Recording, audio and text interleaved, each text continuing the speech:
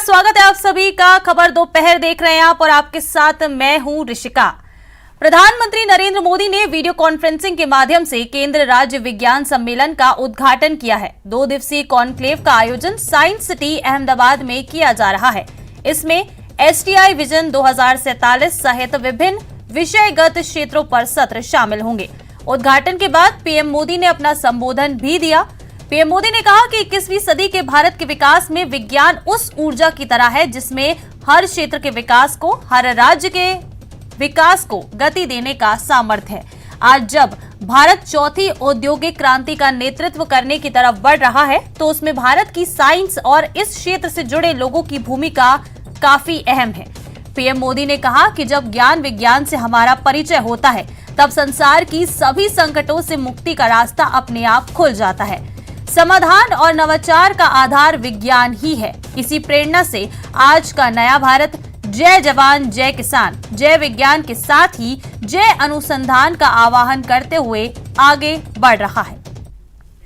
आज के नए भारत में सबका प्रयास की जिस भावना को लेकर हम चल रहे हैं, ये आयोजन उसका एक जीवंत उदाहरण है।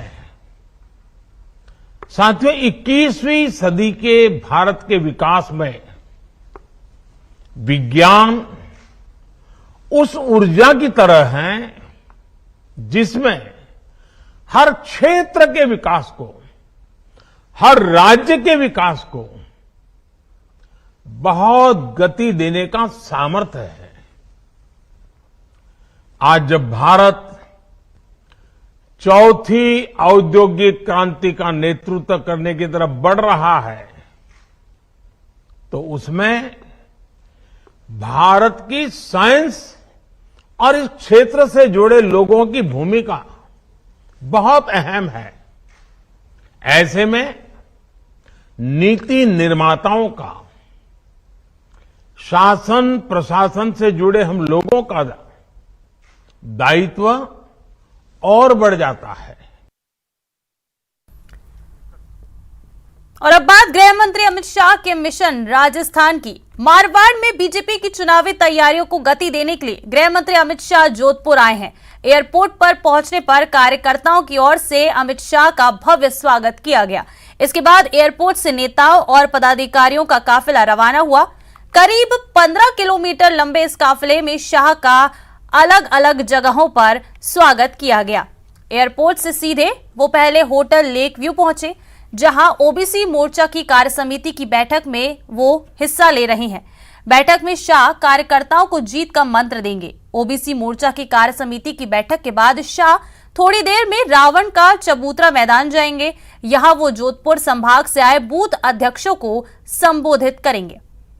ये 4 तस्वीरें आपको दिखा रहे हैं। पहली जहां अमित शाह का एयरपोर्ट पर स्वागत हुआ, इसके बाद दूसरी तस्वीर में गृह मंत्री का रोड शो हुआ, काफिला निकला गृह मंत्री अमित शाह का। तीसरे में जब वो पहुंचे होटल में तो उनका सम्मान किया गया। बीजेपी का मिशन ओबीसी।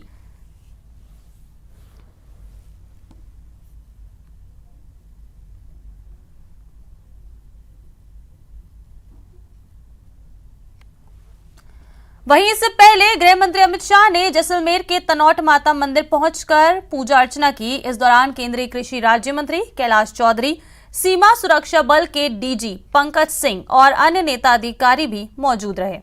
शाह ने विजय स्तंभ पर 1971 भारत पाकिस्तान युद्ध के शहीदों को फूल भेंट कर श्रद्धांजलि अर्पित की। वो यहां पर 17.67 करोड़ रुपए से होने वाले विकास कार्यों का शिलान्यास करेंगे।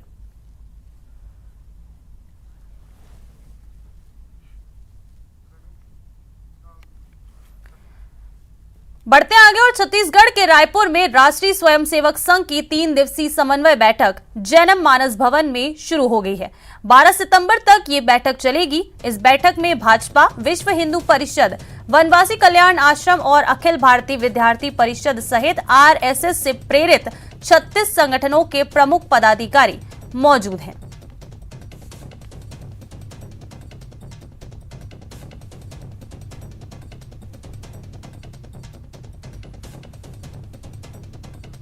छत्तीसगढ़ के रायपुर में राष्ट्रीय स्वयंसेवक संघ की ये बैठक हो रही है। 3 दिवसीय ये समन्वय बैठक है। जैनम मानस भवन में ये बैठक शुरू हो गई है। 12 सितंबर तक बता दें कि ये बैठक चलने वाली है।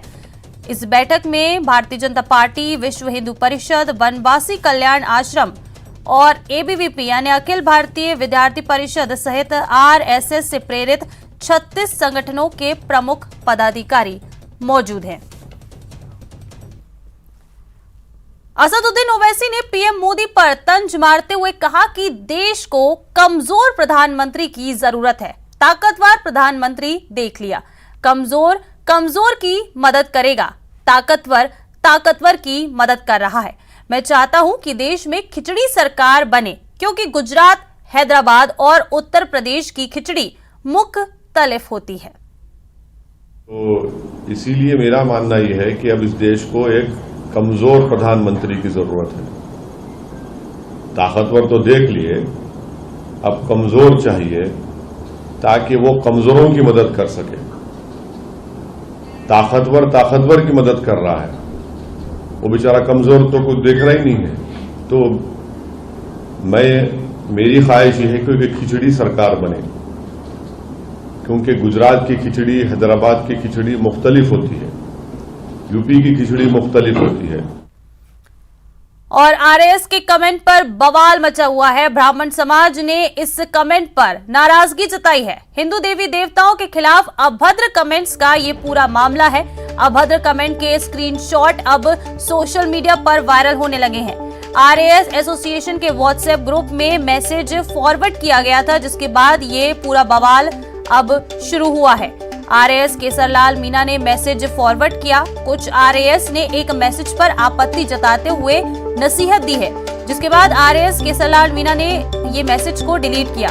लेकिन अब ब्राह्मण संगठनों में इस मैसेज को लेकर आक्रोश है।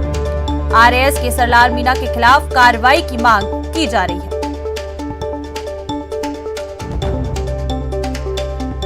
केसरलाल मीणा ने ब्राह्मण समाज और अन्य देवी देवताओं के बारे में जिस प्रकार से अनगल प्रलाप किया है, वो सरासर गलत है। एक संवैधानिक पद पर बैठे व्यक्ति के द्वारा इस प्रकार की हरकत करना बहुत ही गलत है। मेरा मानना है कि देवी देवताओं के बारे में ये हमारा एक ऐसा विषय है जिस पर किसी प्रकार की कोई बहस की गुंजाइश नहीं है, और इस प्रकार की बातें करके अपने आप को लाइमलाइट में लाने का जो प्रयास इन अधिकारी महोदय ने किया, मैं इसकी कड़े शब्दों में भर्त्सना करता हूं।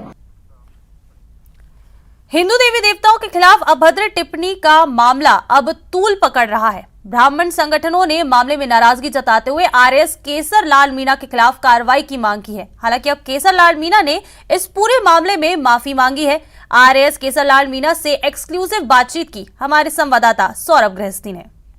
हिंदू देवी देवताओं के खिलाफ अभद्र टिप्पणी का मामला सामने आया है। ये आरोप लगा है आरएस केसरलाल मीणा जी के खिलाफ, और इस वक्त केसरलाल मीणा जी हमारे साथ मौजूद है। सर, क्या था पूरा मामला, किस प्रकार से ये आपकी किस प्रकार की भावना थी और कैसे आपने मैसेज फॉरवर्ड किया है? ये गांव के ग्रुप से एक मैसेज आया था, मैं उसको डिलीट करना चाह रहा था। इसी दौरान आरएस के ग्रुप में कोई मैसेज आया तो मैं उसको देखना चाह रहा था, उसमें वो क्लिक हो गया और 7 से वो सेंड हो गया, गलती से सेंड हो गया। न तो मेरा किसी हिंदू धर्म के प्रति न तो दुर्भावना थी, है, न रहेगी। मैं स्वयं सनातन धर्म को मानता हूँ। 365 दिन यज्ञ करता हूँ और सालाना 5-6 दिवस के यज्ञ हमारे गांव में आयोजन होता है, उसमें 5-6 दिन गांव में रहता हूँ और सबकी सेवा का अवसर लेता हूँ। क्या इस प्रकार की कोई भी सोच कभी भी नहीं? आप खुद बता रहे हैं कि आप तो 365 दिन यज्ञ और धार्मिक कार्यों में रहते हैं, तो कैसे ये मैसेज आया और कैसे आप, क्या तकनीक का ज्ञान नहीं था आपको या फिर इसके पीछे कोई और मंशा तो नहीं थी? मेरी इस प्रकार की न तो कोई मंशा थी, बस वो 7 से वो जब डिलीट की बजाय वो फॉरवर्ड पे क्लिक हो गया और मैंने जब आरएस का ग्रुप देखना चाह रहा था तो उस पर क्लिक हो गया। मेरा इस प्रकार की कोई न तो भावना थी न कोई उद्देश्य था। आप धार्मिक हैं? और मैं तो धार्मिक हूँ, हमेशा पहले से भी धार्मिक था, अभी भी धार्मिक हूँ और मैं धार्मिक रहूँगा। बहुत बहुत धन्यवाद। तो ये है केसरलाल मीणा जी, जिन्होंने इस पूरे विवाद को लेकर अब अपनी सफाई दी है और जिन लोगों की भी भावनाएं जो है आहत हुई है, उन तमाम लोगों से माफ़ी भी मांगी है। सौरभ गृहस्थी, न्यूज़ 18 राजस्थान, जयपुर। चलिए बढ़ते हैं आगे और अमेरिका में नस्ली भेदभाव की घटनाएं लगातार बढ़ती जा रही हैं। भारतीय मूल की अमेरिकी सांसद प्रमिला जयपाल को फोन पर धमकी मिली है। अमेरिका में एक शख्स ने उन्हें फोन पर अभद्र टिप्पणी की और अपने देश लौटने की चेतावनी भी दी।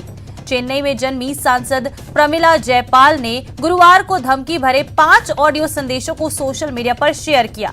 इन संदेशों में उन हिस्सों को संपादित किया गया है जिनमें अश्लील और अभद्र बातें की गई हैं। ऑडियो में एक शख्स भारतीय मूल की अमेरिकी सांसद प्रमिला जयपाल को गंभीर परिणाम भुगतने और उन्हें अपने देश भारत लौट जाने की धमकी दे रहा है।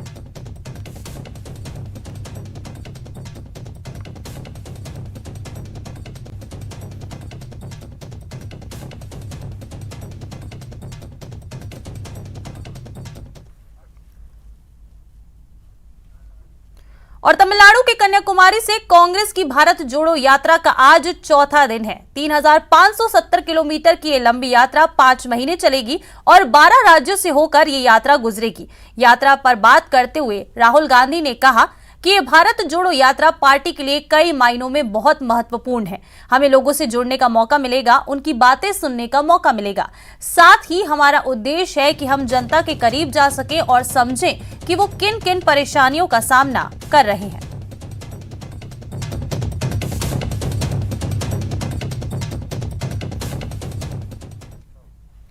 सुप्रीम कोर्ट ने कश्मीर विवाद के समाधान के लिए मनमोहन मुशर्रफ के 4 सूत्री फॉर्मूले को लागू करने की मांग करने वाले याचिकाकर्ता पर शुक्रवार को 50,000 रुपए का जुर्माना लगाया।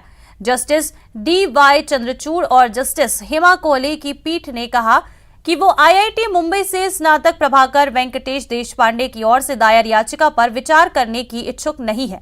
याचिकाकर्ता ने रेखांकित किया कि समस्या का सैन्य समाधान नहीं हो सकता है। देशपांडे ने भारत के पूर्व प्रधानमंत्री मनमोहन सिंह और पाकिस्तान के पूर्व राष्ट्रपति जनरल परवेज मुशर्रफ द्वारा तैयार किए गए तथा कथित 4 सूची फॉर्मूले के अमल का समर्थन किया। इस फॉर्मूले में स्वायत्तता, संयुक्त नियंत्रण, विसैन्यीकरण और बगैर बाढ़ वाली सीमा की समस्या का हल शामिल है। याचिकाकर्ता ने आगे कहा कि इन मसलों पर आगे बातचीत की जा सकती है।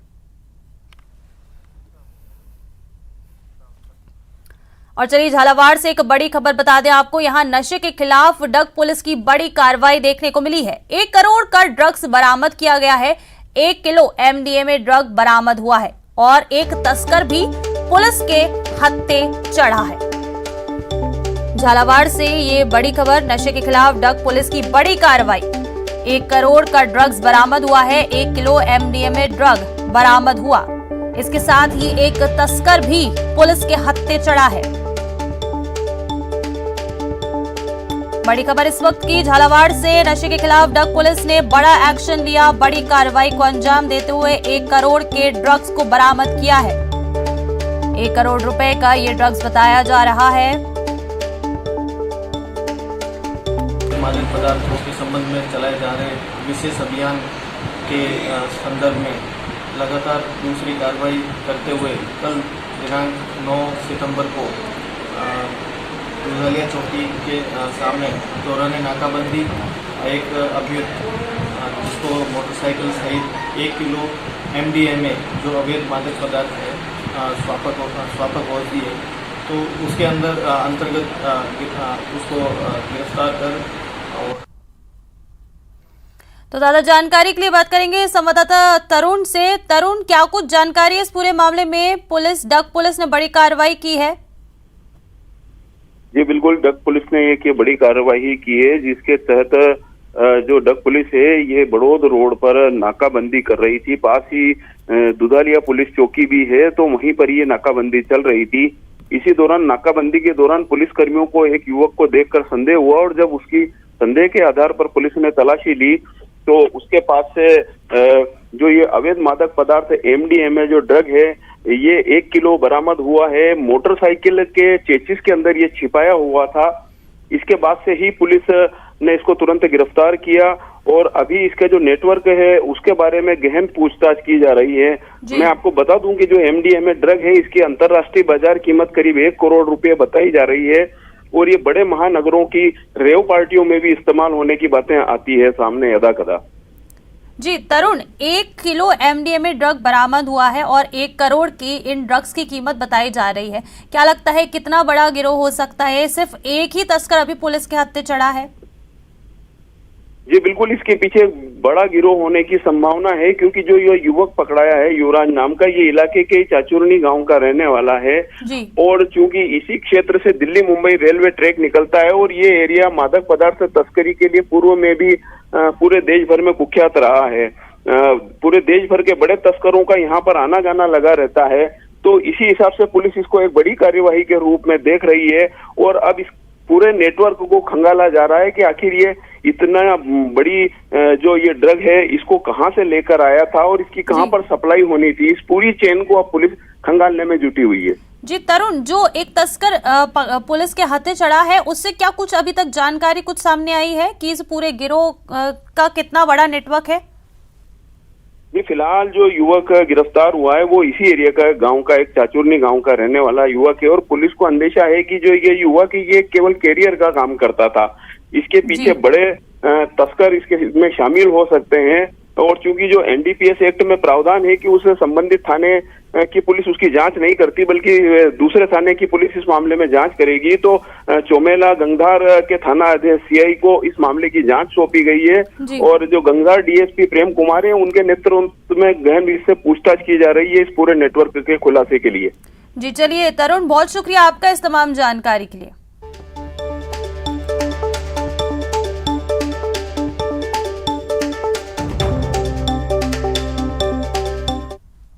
चलिए बढ़ते आगे और यूपी के कई जिलों में इन दिनों बच्चा चोर गिरोह के सक्रिय होने की अफवाह है। इस अफवाह के चलते लोगों में इस कदर दहशत है कि लोग बच्चा चोर समझकर निर्दोष लोगों की पिटाई तक कर दे रहे हैं।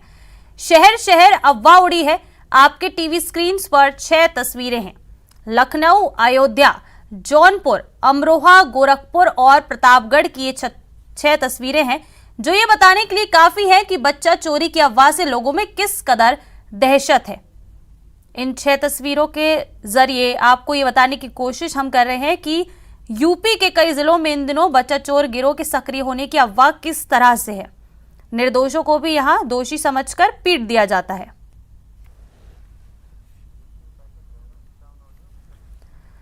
बाइक पर स्टंट जिंदगी के साथ सीधा खिलवाड़ है, पर ऐसे बहुत से लोग हैं जो इस खिलवाड़ में आनंद लेते हैं, मौत को दावत देते हैं। एक ऐसे ही शख्स को कैमरे ने अपनी निगाह में पकड़ा है। नेशनल हाईवे पर स्टंटबाजी करता ये शख्स कितना बेखौफ है, ये आप भी देखिए।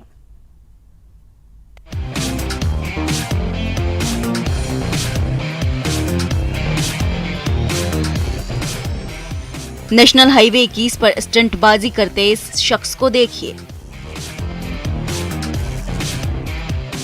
बाइक की सीट पर अपने दोनों पांव एक तरफ करके बैठा ये शख्स बेखौफ, बेपरवाह और बिना किसी फिक्र के अपनी धुन में फर्राटा भर रहा है।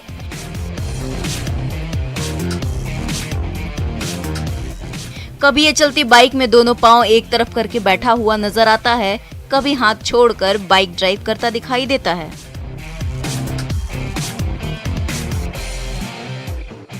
जानलेवा स्टंट का ये वीडियो राजस्थान के दौसा का है, जिसे हाईवे पर गुजर रहे एक युवक ने अपने कैमरे में कैद किया। सोशल मीडिया पर स्टंटबाजी का ये वीडियो बेहद तेजी से वायरल हो रहा है।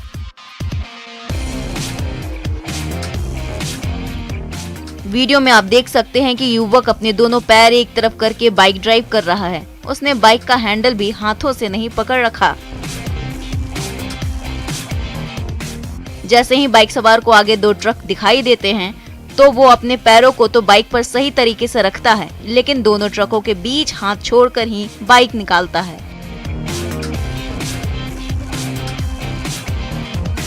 इसके बाद जब बाइक सवार को आगे फिर ट्रक दिखाई देता है तो वो अपनी बाइक सर्विस रोड पर उतार देता है, लेकिन जैसे ही उसे ये पता चलता है कि कोई उसके स्टंट का वीडियो बना रहा है तो वो अपनी स्टंटबाजी पर ब्रेक लगा देता है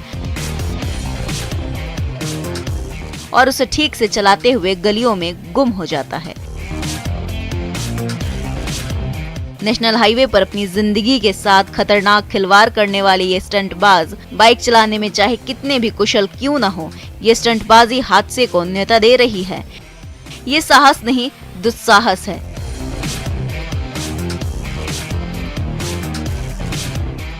न्यूज़ 18 अपने सभी दर्शकों से अपील करता है कि वाहन चलाते समय इस तरह की पूरी सावधानी बरतें और इस तरह की जानलेवा स्टंट दिखाने की बात सपने में भी न सोचें।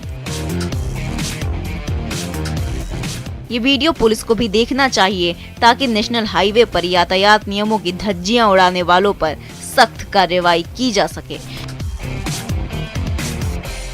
Bureau report, news 18।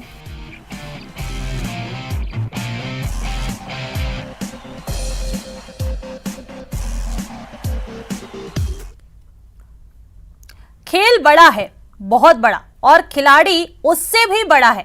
जी हां, आरोप लगे हैं उस पर जिसके भरोसे कानून व्यवस्था है, जिससे अपराधियों में भय है और आम जन को विश्वास। लेकिन एक ऐसे गठजोड़ का खुलासा हुआ है, ऐसे खेल का पर्दाफाश हुआ है जिसे सुन आप भी हैरान रह जाएंगे। गुजरात पुलिस की कार्रवाई में बिचीवाड़ा पुलिस और शराब तस्करों के गठजोड़ का पर्दाफाश हुआ है। बिचीवाड़ा पुलिस जिस अवैध शराब को जब्त कर नष्ट करना बताती रही, वही शराब 7 दिन बाद गुजरात पुलिस ने तस्करों से पकड़ी है। दरअसल बिचीवाड़ा पुलिस ने साल 2012 से 2020 तक के अवैध शराब के 26 मामलों में 24 अगस्त 2022 को कोर्ट ने पकड़े गए शराब को नष्ट करने के आदेश दिए थे। पुलिस ने 26 अगस्त को शराब नष्ट करना तो बताया, लेकिन इसमें ही बड़ा खेल हुआ। 9000 से ज्यादा पेटियों में से सैकड़ों पेटियां नष्ट ही नहीं की गई। इसके ठीक 7 दिन बाद गुजरात पुलिस की स्टेट मॉनिटरिंग सेल ने महिसागर जिले के कोटंबा थाना क्षेत्र में एक कार से 2,20,000 रुपए की अवैध अंग्रेजी शराब पकड़ी। ये शराब साल 2015 से 2016 की हरियाणा निर्मित थी। पुलिस ने तहकीकात शुरू की तो हैरान रह गई। गुजरात पुलिस ने इस पूरे मामले में डूंगरपुर के कुछ शराब ठेकेदारों के नाम शामिल कर लिए हैं। ठेकेदारों ने डूंगरपुर एसपी को शिकायत की तो डूंगरपुर एसपी ने मामले की जांच शुरू की तो शराब तस्करों से गठजोड़ का खुलासा हुआ। इधर विभागीय जांच शुरू होने से बिचीवाड़ा थाने के मालखाना इंचार्ज हेड कांस्टेबल रत्नाराम, बिचीवाड़ा थाना अधिकारी रणजीत सिंह और जिले के एएसपी अनिल मीणा की भूमिका को संदिग्ध मानते हुए निलंबित कर दिया गया है। देखिए, कुछ दिन पहले यहाँ पर प्रक्रिया स्वरूप बिचीवाड़ा थाना क्षेत्र में शराब का नष्टीकरण किया गया था, विधि सम्मत कार्रवाई की गई थी। और उसके ही कुछ दिन बाद गुजरात में जो शराब पकड़ी गई वो संभवतः उनके यहाँ जो एफआईआर दर्ज हुई उसमें यहाँ के शराब तस्करों का नाम था। तो ये जांच का मैटर बन जाता था कि जिस साल की शराब यहाँ नष्टीकरण हुई है और उसी साल की शराब वहाँ पकड़ा जाना, इतने क्लोज गैप के बीच में एक जांच का विषय था।